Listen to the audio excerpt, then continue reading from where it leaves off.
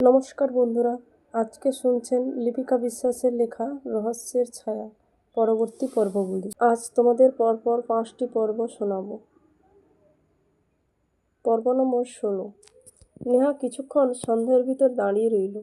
তার মনে হলো আর এগোনো উচিত নয়। কিছু অস্বাভাবিক অদৃশ্য ঘটনা তাকে ঘিরে ধরেছে, আর সেটা অবহেলা করা বুদ্ধিমানের কাজ হবে না। সে ফিরে আসতে শুরু করলো, কিন্তু অবাক হয়ে লক্ষ্য করলো এবার আর কোনো অস্তিত্ব নেই। পেছনে থপথপ পায়ের শব্দও নেই। সে একবার কাশল, কিন্তু পেছন থেকে একবার আর সেই অনুকরণময় কাশির আওয়াজ শুনতে পেল না। এক অদ্ভুত নিস্তব্ধতা নেমে এসেছে, যেন সব কিছু আবার স্বাভাবিক হয়ে গেছে, যা তাকে কিছুটা স্বস্তি দিলেও তার মনের গভীরে একটা প্রশ্ন জাগলো। এই গ্রামে কি সত্যি ভূত আছে নাকি অন্য কিছু? নেহা কিছুটা পথ আসার পর বুঝতে পারল সে পথ হারিয়ে ফেলেছে। আসার সময় পথের দিক খেয়াল না করায় এখন আন্দাজেই হাঁটতে হচ্ছে। হাঁটতে হাঁটতে সে দেখল দুটো পাখি খুনসুটি করছে একটা গাছে। চোখ গেল পাশের পুকুরের দিকে। পুকুর পাড়ে একজন যুবক কাঠের লাঠি দিয়ে গাছ থেকে কিছু পাড়ছে। ভালো করে তাকিয়ে সে চিনতে পারল যুবকটি বিনয় মাস্টারের ছেলে কমল। কমলের পেছনে একতলা বাড়ি। নেহা বুঝতে পারল ওটা তাদেরই বাড়ি। নেহার মনে সন্দেহ জাগলো, কমল কি তবে রাতে কালো কাপড় মাথায় দিয়ে মুখ ঢেকে সীমাদের বাড়ির পেছন দিক দিয়ে জানালার পাশ দিয়ে হেঁটে গিয়েছিল? হতেও পারে, আবার নাও হতে পারে। সে ভাবল কমলের সাথে কথা বললে হয়তো মানুষটা কেমন সে সম্পর্কে একটা ধারণা পাওয়া যাবে। নেহা পুকুর পাড় ধরে কমলের দিকে যাচ্ছে, কিন্তু কমল তাকে দেখে লাঠিটা নিয়ে দ্রুত বাড়ির দিকে চলে গেল। নেহা নেহা ভাবল বেলাবতী ঠিকই বলেছেন, এরা তেমাগি। অগত্যা নিয়ে নেহা ফিরে আসার সিদ্ধান্ত নিল। পথে একজন মাঠের কাজে ব্যস্ত ব্যক্তিকে দেখে সীমাদের বাড়ি কোথায় জানতে চাইল। লোকটি তাকে পথ দেখিয়ে বলল। সেই নির্দেশ অনুসরণ করে নেহা কিছুটা এগিয়ে গিয়ে ঝুড়ি বানানো বৃদ্ধ বৃদ্ধার বাড়ি দেখতে পেল। এবার সে পথ চিনে ফেলল এবং সীমার বাড়ির দিকে যেতে শুরু করলো। নেহা যখন সীমাদের বাড়ির দিকে গাছপালার ছায়া ভেদ করে এগোচ্ছে, হঠাৎই কানে এলো একটা মিষ্টি ডাক। নেহাদি! চমকে উঠল সে। চারপাশে তাকিয়ে কাউকেই দেখতে পেল না। তার মনে হলো আবার কি কোনো অদৃশ্যর কিছু পাল্লায় পড়লাম নাকি। কিছুটা দ্বিধা নিয়েই নেহা প্রশ্ন করল, কে তুমি? সামনে এসো।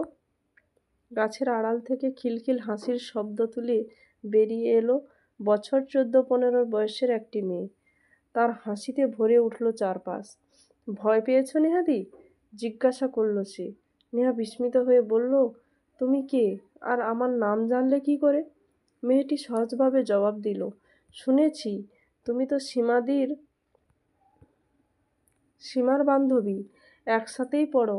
তারপর সীমাদের বাড়ির থেকে একটু দূরে একটি বাড়ি দেখিয়ে বলল, ওই বাড়িটা আমাদের, আমার নাম ললিতা। নেহা বলল, ওহো, তুমি এখানে। ললিতা একটি আম গাছ দেখিয়ে বলল, ওই আম গাছ থেকে আম পাড়তে এসেছিলাম। শোনো, এখানকার পরিবেশ একদম ভালো নয়। তুমি কিন্তু বাড়ির বাইরে একা বেরিও না, যে কোনো সময় একটা অঘটন ঘটতে পারে।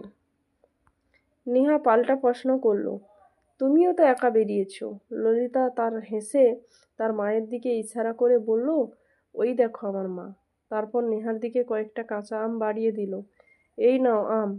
নেহা প্রথমে প্রত্যাখ্যান করতে চাইল, না না, আমাকে দিতে হবে না। কিন্তু ললিতা জোর করে দুটো আম নেহার হাতে দিয়ে বলল, কাঁচা মিঠে আম, কামড়ে খাও, মিষ্টি লাগবে।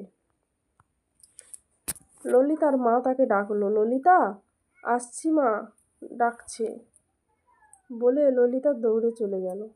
নেহা ললিতার চলে যাওয়া দেখলো। তার মনে হলো মেয়েটা তো বেশ ভালো, নিজে থেকে এসে কথা বলল, আমও দিল, খুব মিষ্টি মেয়ে। নেহা সীমাদের বাড়ির সামনে এসে পৌঁছালো। সীমা উদ্বিগ্ন মুখে বলল, কোথায় গিয়েছিলি? এতক্ষণ কি করছিলি? তুই আসছিস না দেখে খুব চিন্তা হচ্ছিল।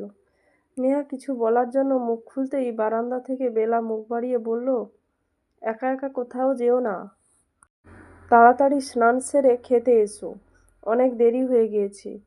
নেহা আর দেরি না করে বারান্দায় উঠে গেল। বাবন বলল, এই আমগুলো কোথায় পেলে? নেহা বলল, ললিতা দিয়েছে। নাও, তোমার মাকে কেটে দিতে বলো। বাবন খুশি হয়ে আম দুটো নিয়ে রান্নাঘরের দিকে চলে গেল। নেহা ঘরে গিয়ে জামা কাপড় নিয়ে বাথরুমে ঢুকলো। স্নান সেরে এসে ভেজা কাপড়গুলো উঠানের দড়িতে মেলে দিল। তারপর রান্নাঘরের দিকে পা বাড়ালো। মাটিতে আসন পেতে জিতু আর বাবন একসাথে ভাত খাচ্ছে। বেলা রান্নাঘরে রান্না করছে, ডাল আর মিশ্র সবজি। সে একদিকে বসে সুবর্ণাকে অনেক বোঝাতে বোঝাতে খেতে বসিয়েছে। নেহা এসে সুবর্ণার পাশে বসলো। সেও নিজের থালা নিয়ে বসে পড়ল। একটু দূরে সীমা বসে ফল খাচ্ছে। ঘরজোড়া একটা চাপা বিষণ্ণতা যেন নেমে এসেছে। হঠাৎ সুবর্ণা নেহার থালার দিকে তাকিয়ে বলল, মা রে, তুই তো আমাদের বাড়িতে প্রথম এলি, অথচ তোকে এমন সাদামাটা ভাত খেতে হচ্ছে। তার গলা কেঁপে উঠল, আর পর মুহূর্তেই সে চোখের জলের বাঁধ ভেঙে কাঁদতে লাগলো। নেহার চোখেও জল এসে গেল। সে শান্ত গলায় বলল, কাকিমা, এই পরিস্থিতিতে এই খাবারই যথেষ্ট। সুবর্ণা চুপ করে গেল এক মুহূর্ত। তারপর চোখ মুছতে মুছতে জিতুর দিকে তাকিয়ে বলল, হ্যাঁ রে বাবা, পুলিশ নয়নার কোনো খোঁজ পেল? আমার মেয়েটার দেহটাও কি আমি দেখতে পাবো না রে? তার গলা আবার ধরে এলো। আঁচলে চোখের জল মুছতে মুছতে বসে রইল কিছুক্ষণ। জিতু ধীরে গম্ভীর গলায় বলল, পুলিশ খুঁজে বের করার চেষ্টা চালাচ্ছে। সুবর্ণা আবার ব্যাকুল কণ্ঠে বলে উঠল, আর কতদিন লাগবে? আর যে সহ্য করতে পারছি না। সে হঠাৎ থালাটা সরিয়ে অন্য পাত্রে হাত ধুয়ে উঠে দাঁড়ালো। তারপর নিজের ঘরের দিকে চলে গেল। কিছুটা হেঁটে যেতে না যেতেই মাথা ঘুরে উঠল তার। দেওয়ালে ভর দিয়ে ধীরে ধীরে নিজের বিছানায় গিয়ে শুয়ে পড়ল। খাওয়া শেষে নেহা আর সীমা চলে গেল অমিতের ঘরে। খাটে বসে তারা দুজনে নিচু গলায় কথা বলতে শুরু করলো। সীমা নেহার দিকে তাকিয়ে বলল, তুই কতদূর অবধি গিয়েছিলি? নেহা কাঁধ ঝাঁকিয়ে বলল, অনেকটা। সীমা একটু রেগে, তোর একদম যাওয়া উচিত হয়নি। এত কিছু হচ্ছে তুই জানিস না? নেহা গম্ভীর গলায় বলল, তবু গেছি। আগে বিশ্বাস করিনি, এখন মনে হচ্ছে এই গ্রামে সত্যিই কিছু আছে। সীমা নিঃশ্বাস ফেলে চুপচাপ বলল, ভূত আছে। নেহা মাথা নেড়ে বলল, হয়তো আছে, তবে আমার মনে হয় শুধু ভূত নয়, মানুষ ভূতও আছে। মানে? কেউরা আছে যারা আড়ালে ভয় দেখিয়ে বিভ্রান্ত করে হয়তো আরও ভয়ঙ্কর কিছু করছে। সীমা একটু কেঁপে উঠে ফিসফিস করে বলল, মানে? নেহা নিচু গলায় বলল, মানে এমন কিছু হচ্ছে যা মানুষকে উধাও করে দিচ্ছে। ভাবতো, গ্রামে যারা নিখোঁজ হয়েছে তারা নয় না, এদের শরীর কোথায়? শুধু অমিতের শরীর কেন পাওয়া গেছে? বাকিরা গেল কোথায়? কেউ কিছু জানে? হঠাৎ বাইরে থেকে এক পুরুষ কণ্ঠ ভেসে এলো, কাকিমা! সীমা চমকে উঠল। গলার স্বরটা খুব পরিচিত। সে ফিসফিস করে বলল, এ যে ইন্দ্র। নেহা ঠাট্টার সুরে হেসে বলল, এই তোর সেই ক্রাশ। কষ্ট আর শোকের আবহের মধ্যেও সীমার মুখে এক চিলতে লজ্জা ফুটে উঠল। চোখ নামিয়ে নিয়ে চুপ করে রইল সে। নেহা সীমার কথার প্রতিবাদ করেও করতে পারল না। সীমার অনুমান ঠিকই হলো। বারান্দায় ধীরে ধীরে উঠে এলো ইন্দ্র, হাতে একটা ব্যাগ। ভেতর থেকে গলার আওয়াজ শুনে বেলা বেরিয়ে এলো। ইন্দ্রকে দেখে সে অবাক হয়ে বলল, ইন্দ্র তুমি? কি ব্যাপার? ইন্দ্র ব্যাগটা এগিয়ে দিয়ে বলল, এই নাও বৌদি, মা কিছু ফল পাঠিয়েছে। বেলা ব্যাগটা হাতে নিয়ে হালকা হেসে বলল, ভেতরে এসে বসো। এই সময় নেহা তাড়াতাড়ি ঘর থেকে বেরিয়ে এলো ইন্দ্রকে এক নজর দেখার জন্য। চোখাচোখি হলো তাদের। নেহা বুঝে গেল এই সেই সুদর্শন যুবক যাকে সে আগে দেখেছে।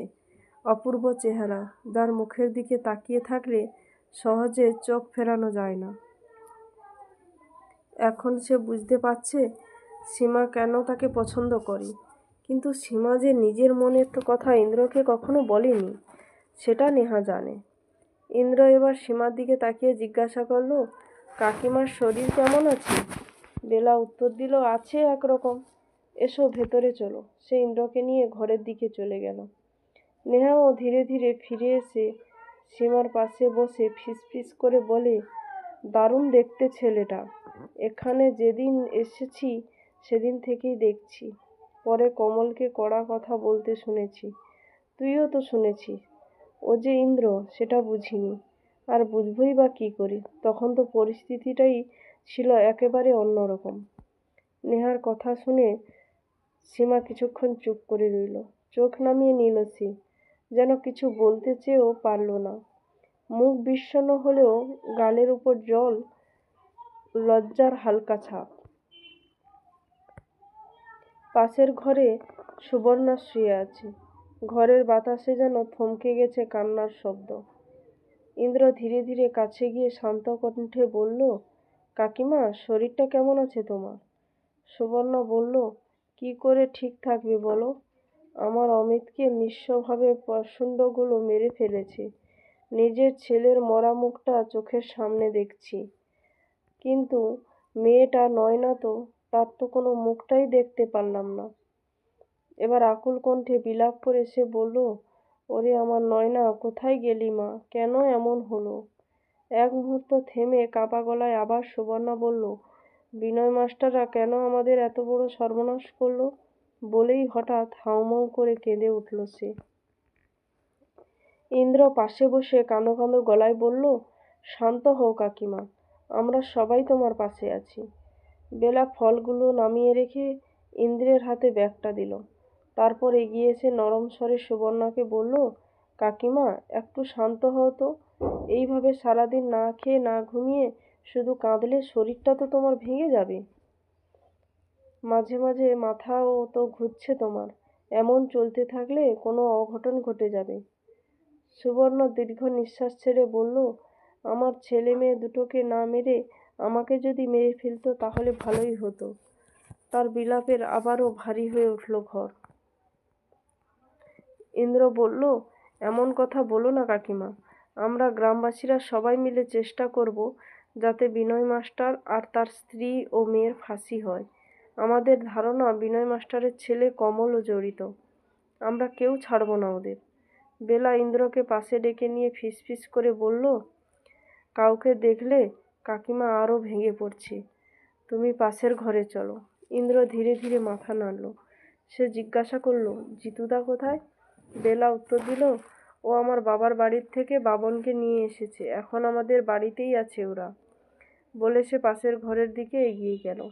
ইন্দ্র সুবর্ণাকে বলল, আসছি কাকিমা, পুলিশ নিশ্চয়ই নয়নাকে খুঁজে বের করবে। বলে সেও বেলার পেছনে পেছনে চলল। আর পেছন থেকে সুবর্ণার অস্পষ্ট কান্নাধ্বনিতে ভরে উঠল ঘরটা। বেলা আর ইন্দ্র ধীরে ধীরে পা ফেলে পাশের ঘরে ঢুকল। ঘরে নেহা আর সীমা চুপচাপ বসে আছে। ইন্দ্রকে দেখে তারা দুজনেই তাকালো। ইন্দ্র তাদের দিকে দৃষ্টি ফেরাল। বেলা এগিয়ে এসে নেহার দিকে ইঙ্গিত করে বলল, ইন্দ্রকে বলল, এ হলো নেহা। ইন্দ্র হালকা মাথা নেড়ে বলল, জানি, সীমার বান্ধবী, আগেও দেখেছি। তারপর বেলা আবার নেহার দিকে তাকিয়ে হেসে বলল, এ হলো ইন্দ্র, আমাদের গ্রামের সবচেয়ে সুন্দর, পরোপকারী আর হৃদয়বান ছেলে। ইন্দ্র একটু অপ্রস্তুত হয়ে হেসে উঠে বলল, বৌদি, তুমি বাড়িয়ে বলছো। নেহা বলল, বসুন। ইন্দ্র একটি খালি চেয়ারে বসলো। বেলা বলল, তোমরা কথা বলো, আমি কাকিমার কাছে যাচ্ছি। এই বলে সে পাশের ঘরের দিকে চলে গেল। সেখানে সুবর্ণা এখনও শোকাহত হয়ে শুয়ে আছে। ঘরে খানিকক্ষণ নীরবতা। সীমা নিঃশব্দে একপাশে বসে আছে, চোখে যেন জমে থাকা জল। ইন্দ্র সীমার দিকে তাকিয়ে নরম কণ্ঠে বলল, আমি জানি না কি বলে এই ঘটনার সান্ত্বনা দেওয়া যায়, ভাষা খুঁজে পাচ্ছি না। তবুও আমি প্রতিশ্রুতি দিচ্ছি, আমরা সবাই মিলে চেষ্টা করব যেন বিনয় মাস্টার আর তার পরিবারের সবার ফাঁসি হয়। ওদের শাস্তি পেতেই হবে। নেহা একটু থেমে সরাসরি প্রশ্ন করল, আপনি কি নিশ্চিত এই কাজটা বিনয় মাস্টারই করেছে? ইন্দ্র গম্ভীরভাবে মাথা হেঁট করে বলল, আমি একা নই, সবাই এটাই ভাবছে। এদের বাড়িতে প্রমাণও পাওয়া গেছে যা ওদের দিকে ইঙ্গিত করে। নেহা ধীরে ধীরে বলল, একটা কথা বলুন তো, আপনাদের গ্রামে কি ভূত প্রেত আছে? ইন্দ্র একটু অবাক হয়ে তাকিয়ে বলল, আছে তো। আগে আমি এসব বিশ্বাস করতাম না, কিন্তু এখন চোখের সামনে এমন কিছু ঘটছে যে অস্বীকার করার উপায় নেই। নেহা আবার জিজ্ঞাসা করলো, আর মন্ত্রতন্ত্র, ওগুলো বিশ্বাস করেন? ইন্দ্র মাথা নেড়ে বলল, মোড়ল মশাই তো নিজের চোখের সামনে কত লোককে সুস্থ করে তুলেছেন, বিশ্বাস না করে উপায় কি? এই কথার মাঝেই সীমার চোখ দিয়ে নিঃশব্দে জল গড়িয়ে পড়ছে। ওদের কথা শুনছে ঠিকই, কিন্তু যেন মনটা অন্য কোথাও। ইন্দ্র এবার সরাসরি সীমার দিকে তাকিয়ে বলল, সীমা, তোমাকে শক্ত হতে হবে। তুমি ভেঙে পড়লে কাকিমাকে কে সামলাবে? তোমার মায়ের ভরসা তো এখন একমাত্র তুমি। সীমার গাল বেয়ে কয়েক ফোঁটা জল নেমে এলো। সে কথা বলল না, শুধু চোখ নামিয়ে নিল। নেহা ধীরে ধীরে সীমার পাশ ঘেঁষে বসলো, তার কাঁধে হাত রেখে কাছে টেনে নিল, যেন অনিশ্চিত আশ্রয় দিতে চাইছে। ইন্দ্র পকেট থেকে ফোন বের করে বলল, শোনো, যখনই দরকার পড়বে আমাকে বা জিতুদাকে ফোন করবে, কোনো দ্বিধা করো না। এই নাও আমার নম্বরটা। সীমা চোখের জল মুছে মোবাইলটা হাতে নিল। হাতে কাঁপন থাকলেও সে ধীরে ধীরে নাম্বারটা সেভ করলো।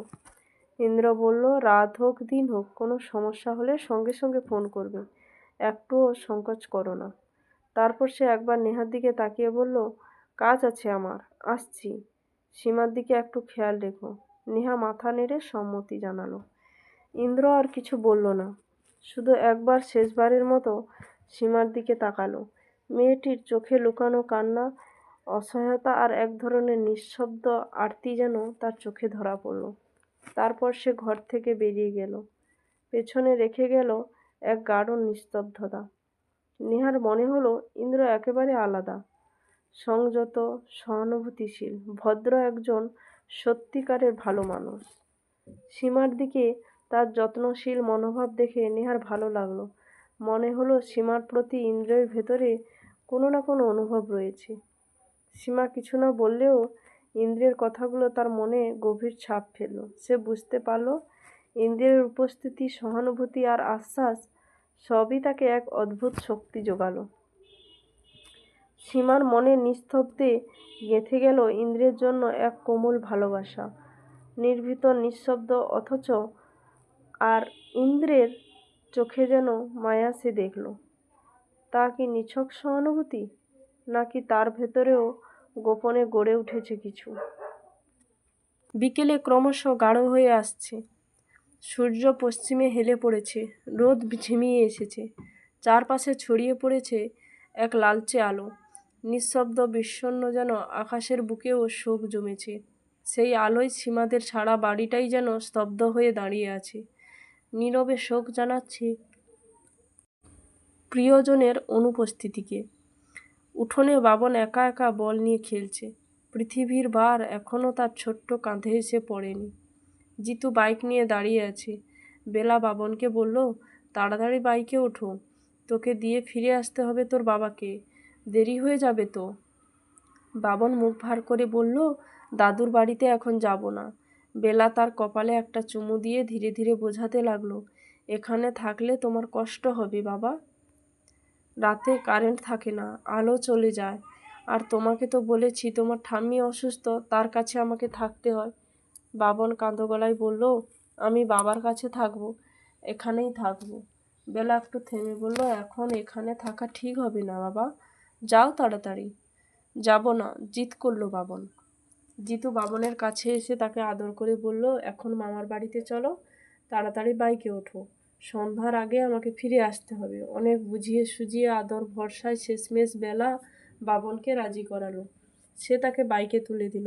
বাইকের ইঞ্জিনের শব্দ বাড়ির নিস্তব্ধতা ভেদ করে একটু শব্দ তুলল। তারপর আবার সব চুপচাপ। সন্ধ্যা নামছে, পাখির ডাকে আর বাতাসে একটা হালকা শীতলতা। এই সময়ে সাইকেলের ঘন্টা টুংটুং করে বাজল। মোড়ল মশাই এসে পৌঁছালেন, মুখে গাম্ভীর্য, কাঁধে একটা কাপড়ের ব্যাগ। মোড়লের বাইক আছে, কিন্তু তিনি বাইক তেমন একটা ব্যবহার করেন না। তিনি সাইকেল চালাতে বেশি পছন্দ করেন। সীমা আর নেহা বারান্দায় বসে আছে। মোড়ল মশাই সাইকেল থেকে নেমে বারান্দায় উঠে সীমাকে বললেন, তোমার শরীর ঠিক আছে মা? সীমা শান্তভাবে জবাব দিল, আছে, বসুন। সুবর্ণা মা কেমন আছে দেখে আসি বলে মোড়লমশাই ঘরের দিকে পা বাড়ালেন। নেহা ফিসফিস করে বলল, ইনিই তোকে মা বলেছেন? কাকিমাকেও মা বলছেন, ইনি সবাইকে মা বলে ডাকেন?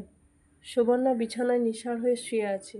মুখে কোনো অভিব্যক্তি নেই, শুধু চোখ দুটো যেন সব প্রশ্নের উত্তর হারিয়ে ফেলছে।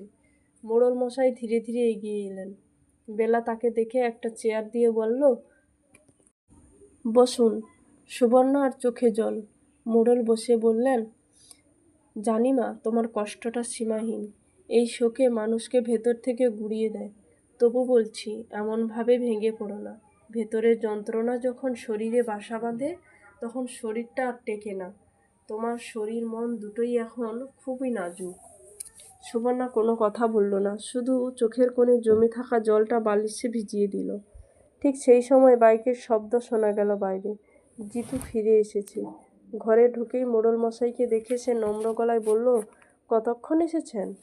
মোড়লমশাই হালকা মাথা নেড়ে বললেন, এখনই এলাম। কাকিমাকে দেখে ওষুধ দিয়ে যান। এ অসুখ তো শরীরের নয়, মনের।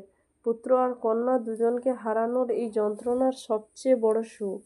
এই শোকের কোনো মানুষের প্রাণ কাড়ে, আর ইচ্ছা শক্তিতেও শেষ করে দেয়। তবে আশেপাশে যদি ভরসার লোক থাকে, যদি কেউ পাশে দাঁড়ায়, তাহলে মানুষ ধীরে ধীরে আবার উঠে দাঁড়াতে পারবে। কোনো দরকার হলে জানিও, আমি আছি তোমাদের পাশে। এই বলে তিনি উঠে দাঁড়ালেন। একটা দীর্ঘ দৃষ্টিতে সুবর্ণার দিকে তাকিয়ে থাকলেন কিছুক্ষণ, যেন চোখ ভরিয়ে নিতে চাইছেন তার সমস্ত ব্যথা। তারপর ধীরে ধীরে ঘর থেকে বেরিয়ে গেলেন।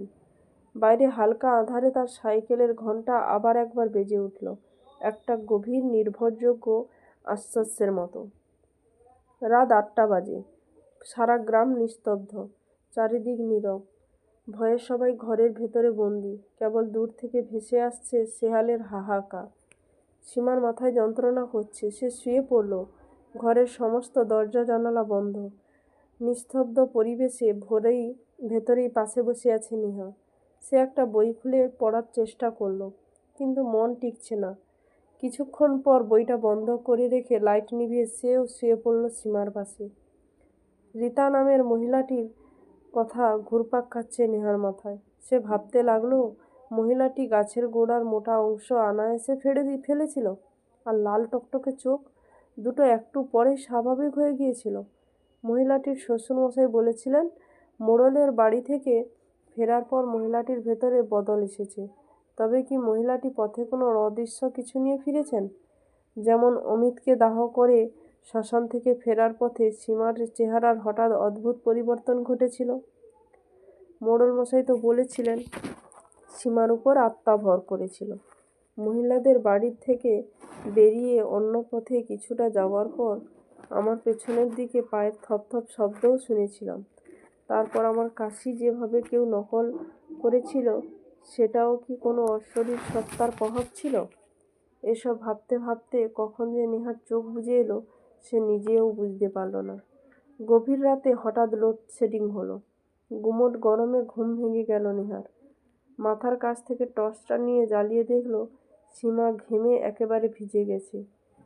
নেহার পাশে জানালাটা খুলে একটু হাওয়া ঢোকানোর কথা ভাবলো, কিন্তু হাত জানালার গ্রিল ছুঁতেই সে থমকে গেল।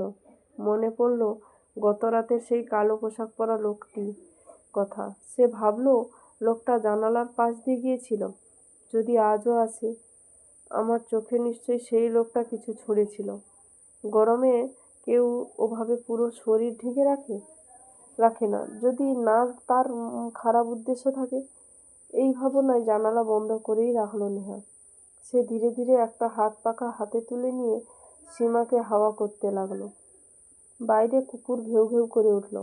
নেহার মনে সন্দেহ জাগলো, এত রাতে কুকুর এমন করে ডাকছে কেন?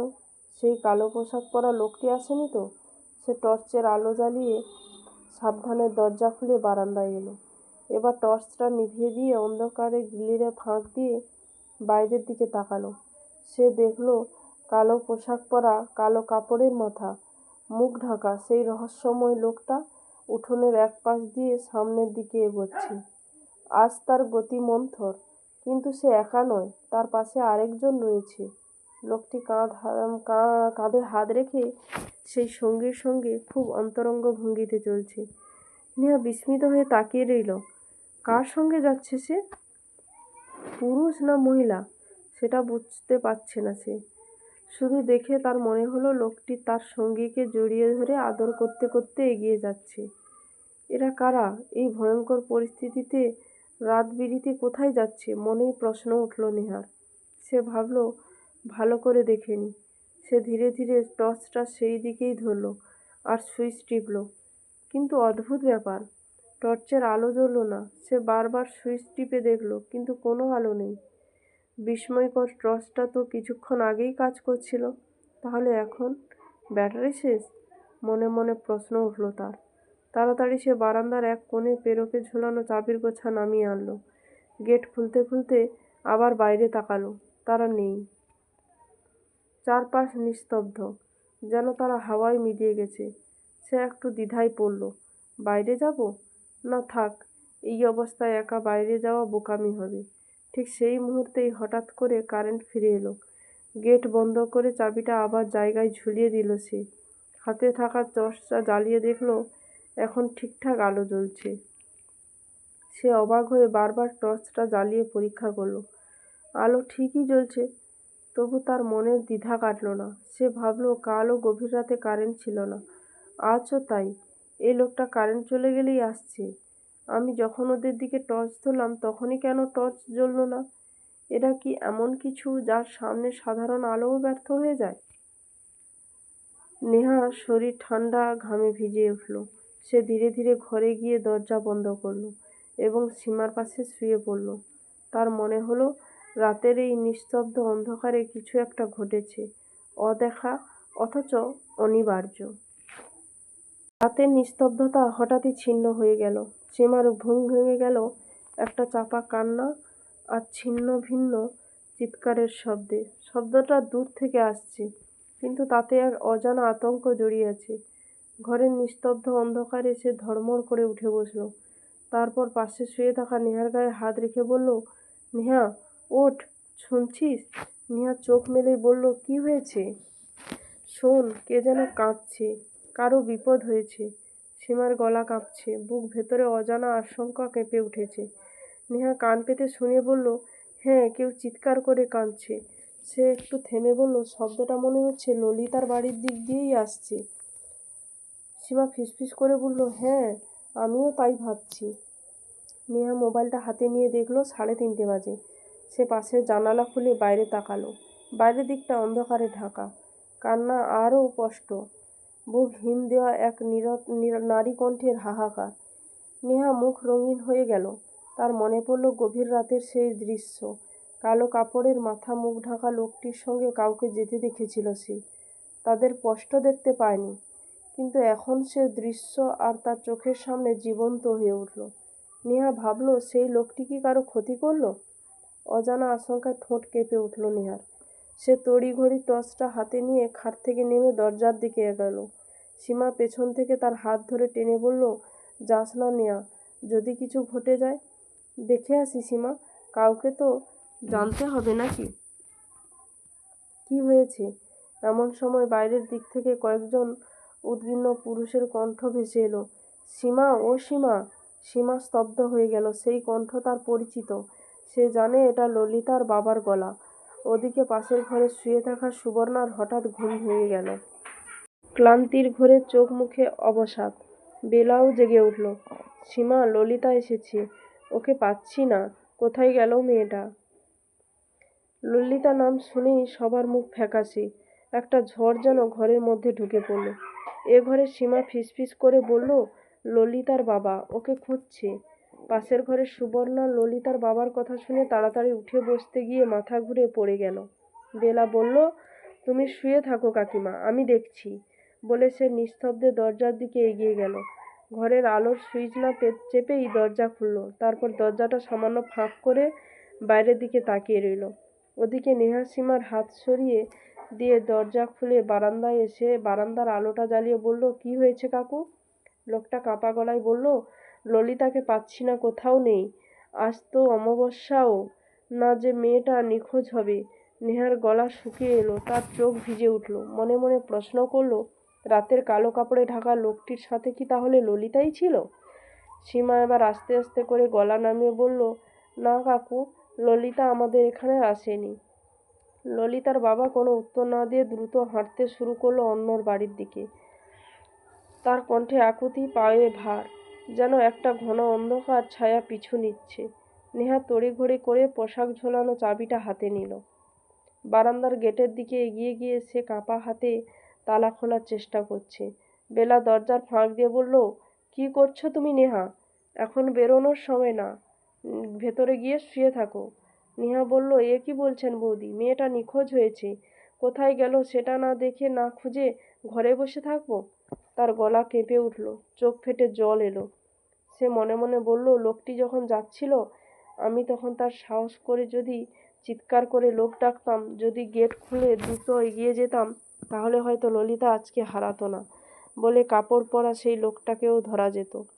সীমা পেছন থেকে তার কাঁধে হাত রেখে বলল, শোন, এই গ্রাম কত যে ভয়ানক তুই বুঝতে পারছিস না।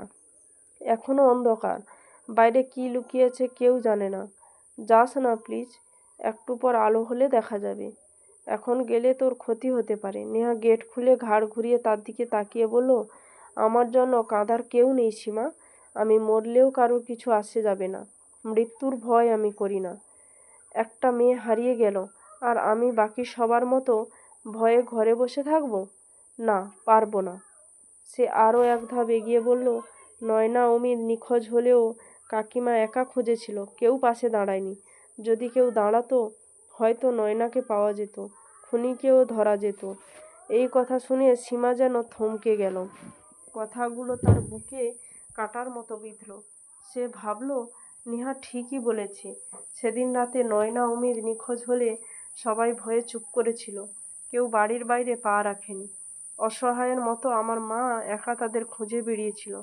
সে এক ধাপ এগিয়ে বলল, দাঁড়া, আমিও যাচ্ছি তোর সঙ্গে। একা নয়, একসঙ্গে খুঁজবো ললিতাকে। পেছন থেকে বেলা গলা তুলে বলল, না না, যেও না তোমরা, এখনো ভালো করে ভোর হয়নি, কিছু একটা ঘটে যায় যদি। সীমা দরজার কাছে গিয়ে ফিরে তাকিয়ে বলল, বৌদি, মাকে কিন্তু বলো না আমরা কোথায় গেছি। জিজ্ঞাসা করলে বলো ঘুমাচ্ছি। তারপর দুজন একসঙ্গে বেরিয়ে পড়ল। বাইরে বাতাসে গরমকালে ভোর রাতের সোঁদা গন্ধ। রাতে জমে থাকা উত্তাপ এখনো পুরোপুরি যায়নি। বাতাস ভারী, মোরগ ডাকছে। আবারও কোথাও পাখির ডানার ঝাপটা শুনতে পেয়ে তারা তারা নেহার মুখে তীব্র এক সংকল্প। নেহা আর সীমা গ্রামের নির্জন পথে টর্চ জ্বালিয়ে এগিয়ে চলছে। কণ্ঠে উদ্বিগ্ন চিৎকার, ললিতা, ললিতা, কোথায় তুই? চারিদিক নিস্তব্ধ। মাঝে মাঝে দূরে কুকুরের ডাক বা পাতার শাঁ শাঁ শব্দ ছাড়া আর কিচ্ছু শোনা যাচ্ছে না। পুরো গ্রামে এখনো সবাই ঘরবন্দি। শুধু ললিতার বাবা মা, দাদা আর সীমা, এই কয়েকজনই মরিয়া হয়ে খুঁজে চলছে তাকে। তবুও কোথাও ললিতার কোনো খোঁজ নেই, যেন হাওয়ার মতো মিলিয়ে গেছে। হঠাৎ নেহা থেমে বলল, শ্মশানে বা পোড়া মন্দিরের দিকটায় খুঁজি চল। সীমা আঁতকে উঠল, তার গলা কেঁপে উঠল আতঙ্কে। একদম না নেহা, ওই দিকটা ভাবতেও গা শিউরে ওঠে। ওখানে যাব না, বাড়ি ফিরে চল। নেহা ধীরে বলল, ভয় করিস না। তার গলায় দৃঢ়তা, কিছুতেই থামবে না সে। দুজনে টর্চের আলো জ্বালিয়ে ধীরে ধীরে এগোতে লাগলো শ্মশানের দিকে। গাছপালা ঘেরা পথ, বাতাস ভারী। নেহার মনে পড়ল শ্মশান থেকে অমিতকে দাহ করে ফেরার পথে সীমার ওপর আত্মা ভর করছিল। সে থেমে দাঁড়িয়ে গভীর গলায় বলল, সীমা, তুই ফিরে যা, আমি একা যাচ্ছি। সীমা চমকে তাকালো তার দিকে। না, তোকে ছাড়া একা যাব না বলে সে এগিয়ে এসে নেহার হাত ধরল শক্ত করে, টর্চের আলো নিভিয়ে রাখা। ঠিক সেই সময় নেহা দেখতে পেল কিছুটা দূরে শ্মশানের দিক থেকে কেউ যেন আসছে। একটা অস্পষ্ট নিস্তব্ধ ছায়া আসছে তাদের দিকে। সে তাড়াতাড়ি টর্চটা জ্বালিয়ে সামনে আলো ফেলল। আলো পড়তেই ছায়ামূর্তিটি সঙ্গে সঙ্গে গাছের আড়ালে সরে গেল। তার গতি এত দ্রুত যে মনে হলো যেন আগে থেকেই জানতো ঠিক কখন সরে যেতে হবে। নেহা তীক্ষ্ণ গলায় ডেকে উঠল, কে? ওখানে কে গেল? তার বুকের ভেতর ধড়ফড় করে উঠল। মাথার ভেতর ঘুরে বেড়াতে লাগলো গভীর রাতের দৃশ্য। রাতের অন্ধকারে কালো কাপড় মোড়া সেই লোকটিকে সে মনে মনে ভাবল, এই কি সেই লোকটা যে রাতের অন্ধকারে হয়তো ললিতাকে নিয়ে মিলিয়ে গিয়েছিল। তার চোখে টর্চের আলো স্থির হয়ে রইল গাছের দিকে, যেখানে কিছুক্ষণ আগেই কেউ ছিল। এখন কেবল নীরবতা। আতঙ্কে একটু পিছিয়ে দাঁড়ালো, তারপর কাঁপা গলায় ফিসফিস করে বলল, নেহা চল ফিরে যাই। খুব অস্বাভাবিক লাগছে। কিন্তু নেহা আর থামার মতো অবস্থায় নেই। সে এগিয়ে গিয়ে সাহসের সঙ্গে টর্চের আলো ফেলতে লাগলো গাছের গোড়া আর চারপাশে। একবার ডান দিক তো একবার বাম দিক, কিন্তু কোথাও কেউ নেই। শুধু গাছের নিচে ছড়িয়ে আছে শুকনো পাতা আর মাটি। বাতাস ভারী হয়ে আসছে। নেহা বলল, আমাদের দেখেই কেউ লুকিয়ে পড়ল।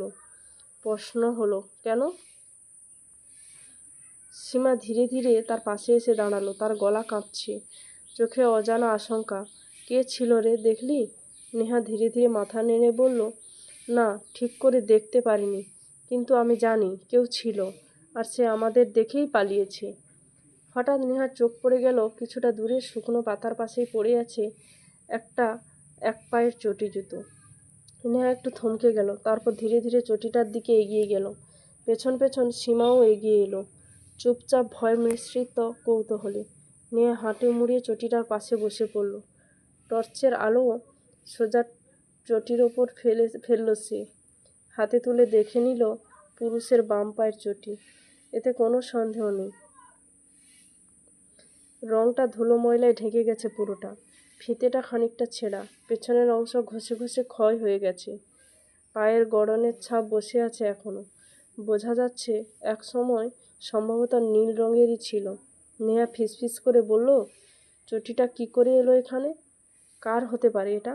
ওই লোকটার? নেহা পাশে এসে মুখ নিচু করে চটির দিকে তাকালো, তারপর একটু বিরক্ত একটু আতঙ্ক মেশানো গলায় বলল, কার না কার ফেলে যাওয়া চটি এটা, পুরনো ধুলায় ভর্তি। কে জানে কতদিন ধরে এখানে পড়ে আছে। হয়তো আগেই একটা ছিঁড়ে গেছে, তাই এটা ফেলে গেছে কেউ। দেখিস না জুতোর ফিতেটা কিছুটা ছেঁড়া। তার কথায় যুক্তির সুর থাকলেও গলায় কাঁপন স্পষ্ট। একটু থমিয়ে নিচু গলায় সে বলল, আর যার ছায়া দেখেছিস সে যদি মানুষ না হয়, যদি ভূত হয়? সীমার বুক ধুকপুক করে উঠল। অজানা ভয় একেবারে গলা পর্যন্ত উঠে এলো তার। আর কিছু বলল না সে। তাড়াতাড়ি নেহার হাত থেকে চটিটা কেড়ে নিল এবং এক ঝটকায় মাটিতে ফেলে দিল। তারপর শক্ত করে নেহার হাত ধরে বলল, চল এখান থেকে, আর এক মুহূর্ত থাকা ঠিক হবে না। তার টানেই নেহা কিছু না বলে সরে এলো। তবে ফিরে যাওয়ার সময় একবার থেমে তাকালো সেই চটি জুতোটার দিকে, যেটা পড়ে আছে নিঃশব্দে, নীরব অথচ উপস্থিত। নেহার মাথার ভেতর দৌড়াচ্ছে একটার পর একটা ভাবনা। যদি এই লোকটাই সেই কালো পোশাক পরা লোকটা যাকে গভীর রাতে দেখেছিলাম, আর এই লোকটা যার সঙ্গে অন্তরঙ্গ হয়ে যাচ্ছিল, যদি সেই ললিতা হয়, তাহলে লোকটা ললিতাকে কী করলো? কোথায় নিয়ে গেল তাকে? শ্মশানে কি রেখে এসেছে তাকে? ললিতার সঙ্গে নিশ্চয়ই কিছু ভয়ানক ঘটেছে। নেহার বুক ধড়ফড় করে উঠল, চোখে জল এসে গেল। গলায় জমে থাকা আতঙ্ক আর অনিশ্চয়তা ঠেলে সে পা বাড়ালো শ্মশানের দিকে। সীমা পেছন থেকে ওর হাত চেপে ধরল। নেহা, যাস না, চল ফিরে চাই। ওই দিকটায় যাওয়া উচিত নয়। নেহা থামল, গলা নরম কিন্তু দৃঢ়। না রে সীমা, শ্মশানে যেতেই হবে আমাকে। ঠিক সেই মুহূর্তে তারা দেখতে পেল একজন টর্চ জ্বালিয়ে দ্রুত গতিতে তাদের দিকেই এগিয়ে আসছে। টর্চের আলো অন্ধকারে নেমে আসা ভোরের হালকা অন্ধকারকে ভেদ করে সামনে ছুটে আসছে। নেহা দাঁড়িয়ে পড়ল। সীমা চোখ কুঁচকে দেখল তাকে, তারপর বলল, ললিতার দাদা সুজিত মনে হচ্ছে। সুজিত সীমার থেকে বয়সে বছর খানেকের ছোট। ওদিকে সুজিত ও নেহা আর সীমাকে দেখতে পেয়ে থমকে গেল এক মুহূর্ত। দূর থেকেই ডাকলো, ললিতা, ললিতা বোন, কোথায় তুই? একা ঘর থেকে কেন বেরোলি? সুজিত কাছে এসে বুঝতে পারল ওরা কেউ ললিতা নয়। সে হতাশ চোখে বলল, তোমরা এখানে? ললিতাকে দেখেছো? সীমা বলল, না, আমরাও ওকে খুঁজছি, পাচ্ছি না। নেহা একটু ঘাড় ঘুরিয়ে জিজ্ঞাসা করলো, পোড়াবাড়ির দিকে খুঁজেছো? সুজিত মাথা নেড়ে বলল, হ্যাঁ খুঁজেছি, কোথাও নেই। তাই এখন শ্মশানের দিকে এলাম। নেহা বলল, চলো তাড়াতাড়ি শ্মশানের ভেতরটা দেখি। যতক্ষণ তাকে পাওয়া না যায় ততক্ষণ থামা যাবে না। সুজিতের মুখে স্পষ্ট উদ্বেগ আর আতঙ্কের ছাপ। তিনজন মিলে শ্মশানের দিকে এগিয়ে গেল। এখন অন্ধকার কাটতে শুরু হয়েছে। গাছের ছায়া কিছুটা পাতলা, আলো হালকা ফোটায় আশেপাশের জিনিস দৃশ্যমান। শ্মশানের ভেতরটা নিস্তব্ধ আর শুনশান। কোথাও কেউ নেই, সব কিছু যেন থেমে আছে। তারা চারিদিকে তাকিয়ে ডাকতে লাগলো, ললিতা, ললিতা, কিন্তু কোথাও কোনো সাড়া পেল না। শ্মশানের একপাশে থাকা ডোবাটার দিকেও তাকালো। ডোবাতে অল্প জল আছে, পুরনো হাড়গোড় ছাড়া কিছুই দেখতে পেল না। শ্মশানের এক কোণে রয়েছে একটি ছোট্ট ঘর, মাটির দেওয়াল, ছাউনিতে পুরনো টালি। বাইরে থেকে দেখলেই বোঝা যাচ্ছে ঘরটি বহু পুরনো। ঘরটির দরজা বন্ধ। নেহা বলল, এই ঘরটিতে থাকতে পারে। সীমা ফিসফিস করে বলল, এই ঘরে একজন সাধু থাকেন। নেহা দরজার দিকে এগিয়ে গেল। সুজিত বলল, ওখানে কেন ললিতা থাকবে? ওটা সাধুর ঘর। সীমা বলল, চল ফিরে যাই, এদিকে নেই। কিন্তু নেহা পিছন ফিরল না, চোখ স্থির। সে এগিয়ে গিয়ে দরজার সামনে দাঁড়ালো, দুবার কড়া নাড়ালো, তারপর বলল, দরজা খুলুন, কেউ ভেতরে আছেন তো? ঘরের ভেতরটা একবারে নিস্তব্ধ, কেউ সাড়া দিল না। এক অদ্ভুত স্তব্ধতা জমে রইল ঘরের চারপাশে, যেন বাতাসও থেমে গেছে। নেহা আবার বলল, এবার একটু জোরে, দয়া করে দরজা খুলুন, খুব দরকার। ভেতরে হালকা খসখস শব্দ হলো, কেউ যেন ধীরে ধীরে উঠে দাঁড়ালো। সবার নিঃশ্বাস আটকে গেল কিছুক্ষণের জন্য। সাধু দরজা খুললেন। তিনি একজন বৃদ্ধ, মাথায় জটা, গায়ে গেরুয়া কাপড়, চৌমুখে যেন স্থিরতা, চাহনিতে এক নীরব বিস্ময়। নেহা, সীমা আর সুজিতকে এত ভোরে দেখে তিনি খানিকটা হতভম্ব হয়ে গেলেন। তার চোখে উদ্বেগের ছায়া ফুটে উঠল। তিনি বিচলিত হয়ে জিজ্ঞাসা করলেন, কি হয়েছে? এবার কি কার ক্ষতি হয়েছে? সুজিত এগিয়ে এসে বলল, আমার বোন ললিতা নিখোঁজ। অনেকক্ষণ ধরে খুঁজছি, কিন্তু পাচ্ছি না, তাই শ্মশানের দিকে এলাম। সাধু চিন্তিত মুখে বলল, কি যে হচ্ছে এসব? ওদিকে নেহা আর দেরি করল না। সে সাধুর পাশ দিয়ে কাঁধ হয়ে ঘরের ভেতর ঢুকে পড়ল। ঘরটা ছোট, নিসাড়, মাটির মেঝে, একপাশে ধূপকাঠির ছাই, কয়েকটা পেতলের বাসন, কিছু পুরনো কাপড় আর একটা ছোট কাঠের বাক্স। ঘরের ভেতরটা গন্ধে ভরা, ভস্ম আর ধূপের গন্ধে। কিন্তু তেমন কিছু অস্বাভাবিক কিছু চোখে পড়ল না তার। কোথাও ললিতার কোনো চিহ্ন নেই। সাধু পেছনে থেকে বললেন, আমার ঘরে ললিতা কেন থাকবে মা? আমি তো সন্ন্যাসী মানুষ, ভোলেনাথের নাম করে বসে থাকি এই এক কোণায়, কারো কোনো ক্ষতি করি না। নেহা কিছু বলল না, মনে মনে ভাবল, সত্যিই কি এই একজন সাধু একজন নিরীহ সন্ন্যাসী, নাকি তার মুখের আড়ালে লুকিয়ে আছে কিছু? একবার তীক্ষ্ণভাবে সাধুর দিকে তাকিয়ে সে ঘর থেকে বেরিয়ে এলো। নেহা, সীমা আর সুজিত ধীরে ধীরে ফিরে চলল শ্মশান ছেড়ে। সুজিত ভেঙে পড়ল, চোখের কোণ ভিজে উঠল। সীমা কাছে গিয়ে তার কাঁধে হাত রেখে শান্ত কণ্ঠে বলল, কাঁদিস না ভাই, শক্ত হ। সুজিত ভেজা গলায় বলল, আর কোথাও খুঁজবো বল? কি হচ্ছে গ্রামে? নয়নাকে পাওয়া গেল না, এখন ললিতা, এদের আগে যারা নিখোঁজ হয়েছে তাদেরকেও পাওয়া যায়নি। কেমন যেন একে একে সবাই হারিয়ে যাচ্ছে। এই কথা বলতে বলতেই তার কণ্ঠ ধরে এলো। সীমারও চোখ ভিজে উঠল। দুজনেই কাঁদতে লাগলো, নিঃশব্দে, চাপা, অথচ বুক ভাঙা কষ্টে। আজকে শুনলেন লিপিকা বিশ্বাসের লেখা রহস্যের ছায়া 16 থেকে 20 পর্যন্ত পর্বগুলি। কেমন লাগলো অবশ্যই কমেন্টে জানিও। ধন্যবাদ।